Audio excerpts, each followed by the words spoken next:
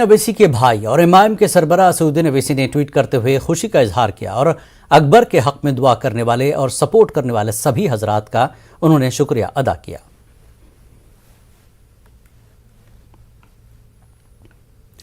राज ठाकरे मस्जिदों से लाउडस्पीकर हटाने की मुहिम में शिद्दत लाने की कोशिश कर रहे हैं, लिहाजा उनके तेवर सख्त और बोल जहर बुझे हैं।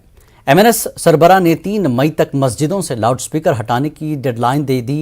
उन्होंने रियासती हुकूमत और वजारत दाखिला को मुतनब्बे किया कि अगर मस्जिदों से लाउडस्पीकर नहीं हटाए गए तो मुल्क भर में मस्जिदों के सामने हनुमान चालीसा बजाया जाएगा।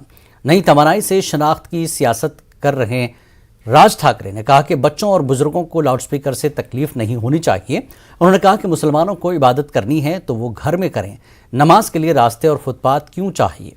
राज ठाकरे का कहना है कि त्योहारों के मौके पर कुछ दिन चल जाएगा, लेकिन 365 दिन वो इसे बर्दाश्त नहीं करेंगे। या मशिदींवरच्या भोंग्यांचा अख्ख्या देशाला त्रास होतोय, ह्याच्यामध्ये धार्मिक विषय कुठे आहे?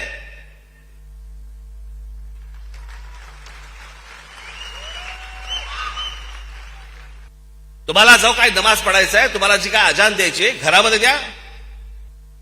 शहरांचे रस्ते कशाला अडवताय? शहरांचे फुटपाथ कशाला अडवताय? प्रार्थना तुमची आहे, आम्हाला काय ऐकवताय?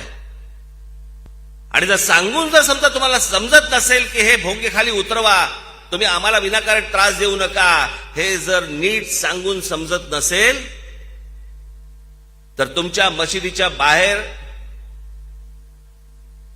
आम्ही हनुमान चालीसा लावणार म्हणजे लावणार।